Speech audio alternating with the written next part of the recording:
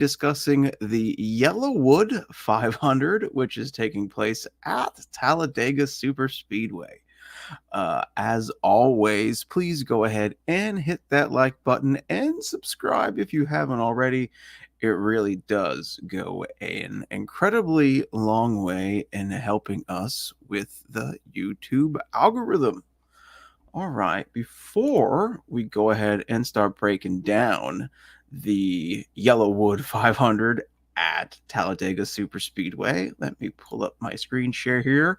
Let me mention us, SHIPIT Nation, SHIPITNation.com. Everything you need to have success with DFS. And when we say everything, we mean everything. We cover all the major sports.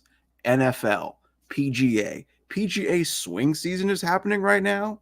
I drafted JJ Spawn, super expensive this weekend.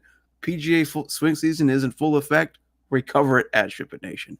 MLB playoffs, MMA, college football, NBA's right around the corner. Hockey's right around the corner. And of course, NASCAR. And what do you get with all of those sports? Projections for main slates and showdowns for the NFL. We get the Stone, core reports, player pools, slate plans, stack rankings, everything you need to have success in DFS, plus education courses. So, once again, SHIPITNation.com. If you haven't already, please give us a shot. We're pretty great. All right, let's go ahead and move on to the YellaWood 400, which is taking place at Talladega Super Speedway. Green flag is at 2 o'clock Eastern Time. NBC Network in the US and TSN 5 in Canada. And since we are Super Speedway racing this weekend, that means we do not care at all about Dominator points. So we're not playing Dominators, and place differential is king. And now we're going to talk about the slate a little bit. And let me go ahead and bring my screen share overlay back up here. Perfect. Normally, what I do for these slates, as you may know, is I break down 4 of my favorite plays for the slate and why. But today, I'm just kind of going to go through some game theory and discuss a whole bunch of drivers. Because, like I mentioned, place differential is king at all super speedway races. So that's Daytona, Talladega, and Atlanta. Though I don't consider Atlanta too as highly as I do Daytona and Talladega. Confidently, you can remove, in my opinion, the top 10 at least from your player pool. So that means Michael McDowell, Austin Cindric, Todd Gilliland, Kyle Busch, which kills me because I think he's going to win, Ryan Blaney, Joey Logano, Austin Dillon, Denny Hamlin, Harrison Burton, and Daniel Hemrick. I am recommending to completely remove them from your player pool. And you can even go so far as even doing Chase Elliott, Kyle Larson, Brad Kay, and Tyler Reddick. You can confidently cut out the top 14 from your player pool this week, because we are only thing we care about is place differential. I'm starting off my pool this week with Ty Gibbs, who's starting 15th, and working from there. And I think I will truthfully have exposure to everybody from 15th all the way through 40th, which takes us through BJ McLeod, Zane Smith, and JJ Yaley. Anybody in this range could be optimal. Anybody. There is no difference in Martin Truex Jr. and Cody Ware this weekend, which is hard to wrap your mind around. I totally get that. But we care about place differential. That's it. If there's a big one and Cody Ware is in the back and Martin Truex Jr. gets swept up in a 15-car accident, Cody Ware just got you 15 spots for only $5,200, right? So place differential is king. King. I cannot drive that point home enough. In your favorite optimizers or Shiptimizer, hopefully you're using Shiptimizer, but if you're not using Shiptimizer and using any other optimizer, highly recommend to boost randomness this weekend, right? I know Shiptimizer, you can increase the randomness on points, or rather the projection and ownership. I will be increasing them both. I will be increasing the ceiling blend. I will be increasing the max number of drivers per lineup, or max number of unique drivers per lineup. And I will be increasing the salary range. There is no salary restrictions this weekend, no rules this weekend. Get funky, right? We are basically trying to land on the perfect lottery ticket this weekend. And these super speedway races is much more of a lottery than the other NASCAR races that we get during the season. So if I take a look now at the top, so considering that I'm recommending fading the top 14, we're going to start breaking down and talking drivers, starting with 15th, Ty Gibbs. Should be a good play. I don't know. I don't really expect much from Ty on Sunday. He's kind of in that middle of the road land where if he gets into the top 10 and runs a top 5 all day, could be a great play. But if he gets into an accident, he could definitely say if he gets into an early accident, Ty Gibbs at 15th, he could lose easily 20 spots all the way back to 40th. So Ty Gibbs, I'll have some exposure to, but not much. Same with Willie B. Willie B projects really well here at Talladega. I'll have some exposure to him, but not too much because he is our current NASCAR points leader. And I don't think he'll be hammering it too hard on Sunday. SVG, Shane Van Gisbergen, is starting 17th. I don't anticipate him getting a ton of ownership.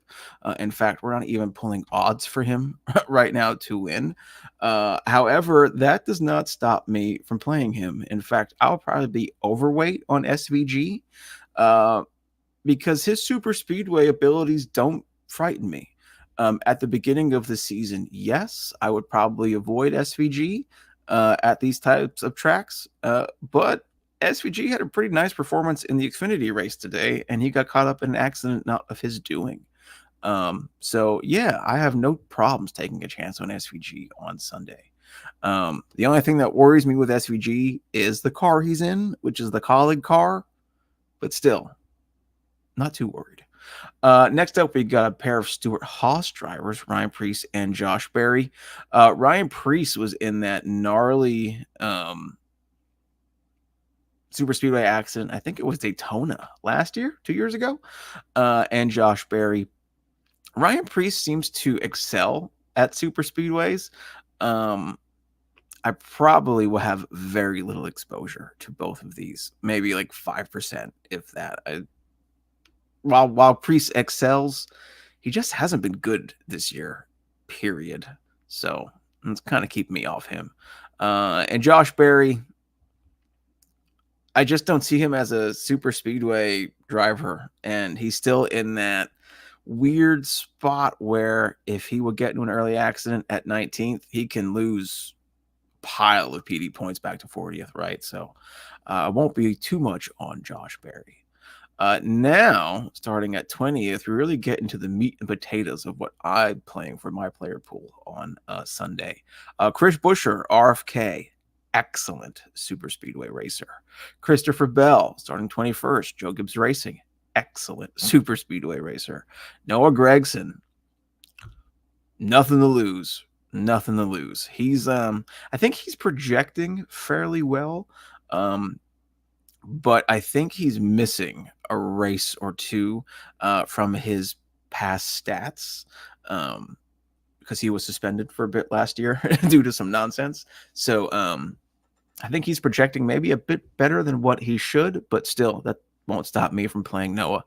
Alex Bowman the Showman has been on fire recently. No reason not to play him. Martin Truex Jr. is still chasing his first victory in his final NASCAR season. However, he has had horrible luck at super speedway races. Could that all change on Sunday? Absolutely. Do I expect it to? Probably not. AJ Allmendinger, he does well at super speedway races in the Xfinity series. He is in a team car to SVG Colleague Racing. I'll probably match the field on AJ. I don't really have a hot take on AJ. Bubba Wallace, there is all kinds of drama surrounding 2311 racing right now. And none of it concerns Bubba. None of it concerns Bubba. While 2311 is suing NASCAR, Bubba got a brand new contract, and him and his wife delivered a baby boy, I believe just last weekend. And as a new father myself, I know the kind of energy Bubba Wallace is feeling right now, right? So I like Bubba Wallace on Sunday. I will probably be overweight on Bubba on Sunday. Same goes for Ross Chastain. He got the monkey off his back. He won. No reason he can't go back to back. Corey LaJoy. If you've watched these videos throughout the season or have discussed NASCAR with me in Discord, you probably have heard my not so nice feelings on Corey LaJoy. However, he is a talented super speedway race car driver.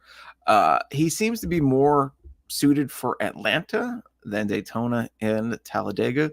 However, he still has the ability to put the foot to the floor and hold it flat and wide open, right? So no issues in playing Corey LaJoy this weekend. I'll probably go underweight on him just because I personally don't like him as a driver. But match the field, go overweight. Totally understand that as well. John Hunter Nemechek and Eric Jones. Eric Jones is projecting a way better than John Hunter is. John Hunter has been a wrecking ball this season. Kind of expect the same out of him on Sunday. He hasn't shown the best super speedway prowess, but you never know. He could put it together.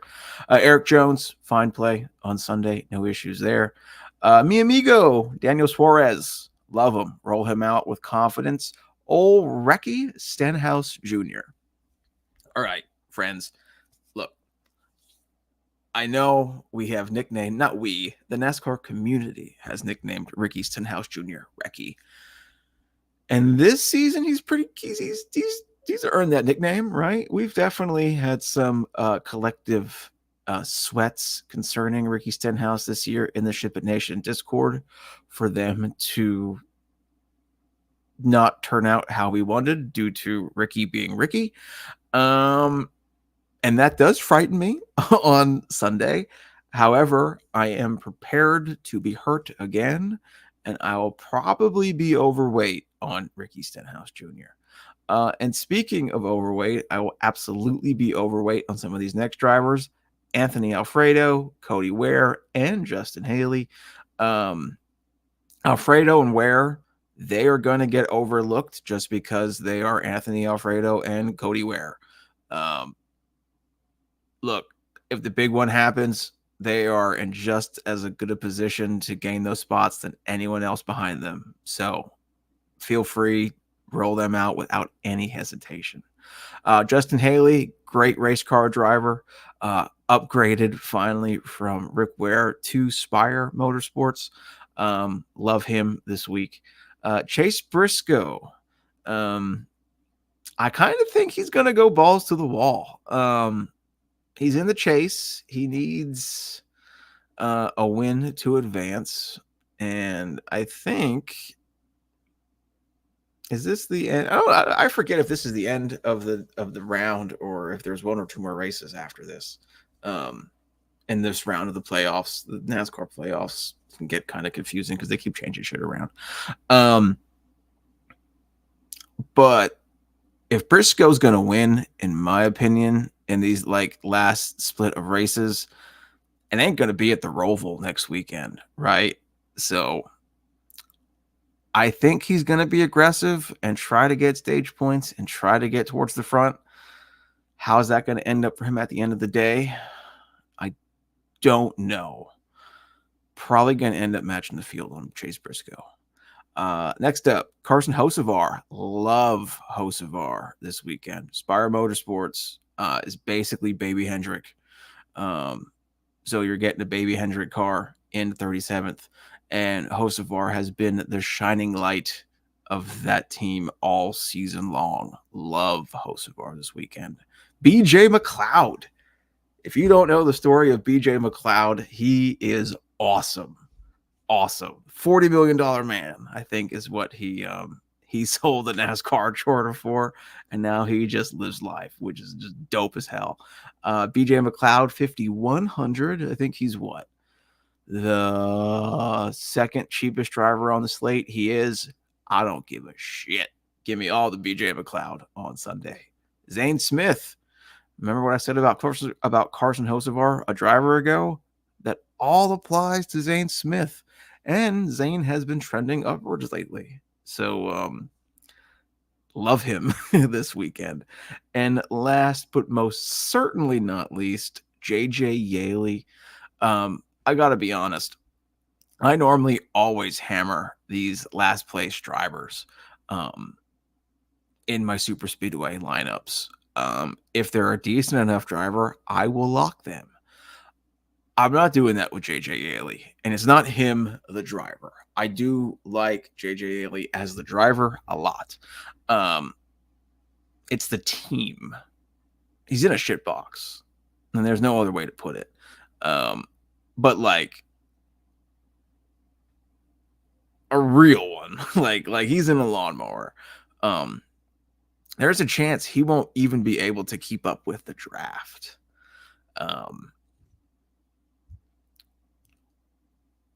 I think my play, I want my drivers to at least be able to keep up with the draft, which I'm not sure if JJ Yaley can. But once again, if there's a major accident and he's 10 seconds behind it, you should be able to dodge it, right? So I will have some exposure to JJ Yaley, but I won't nearly go as hard as I normally do for that type of play. I think that's it. Yeah. I again highly recommend fading the top 14, even if you want to fade the top 19 and just start your pool with Chris Buescher. That's great, right? Like no issues with that. Again, no salary restrictions at all this weekend. None. You want to leave $9,000 on the table? Great. You want to leave $5,000? Great. In fact, I would almost recommend setting your salary range from like $40,000 to $49,900. Like there's, in my opinion, no reason to max out salary this week. None whatsoever. Increase your randomness in your points and your ownership. Increase your max number of unique drivers. And that's it. That's all I got. It's Talladega. It's there's no practice to dissect. It's just foot to the floor, hold the hell on, and hope you get 6 of 6 through at the end like it's a PGA tournament at the cut. So that's it for me. It's as you can see in my recording, it's 1:10 in the morning here in Pennsylvania. UFC 307 main event could be over or could be still happening. I don't know. So I'm gonna go check that out and have a beer and go to bed. So that's it for me. Good luck on Sunday. Any questions, please feel free to tag me. And as always, let's ship it.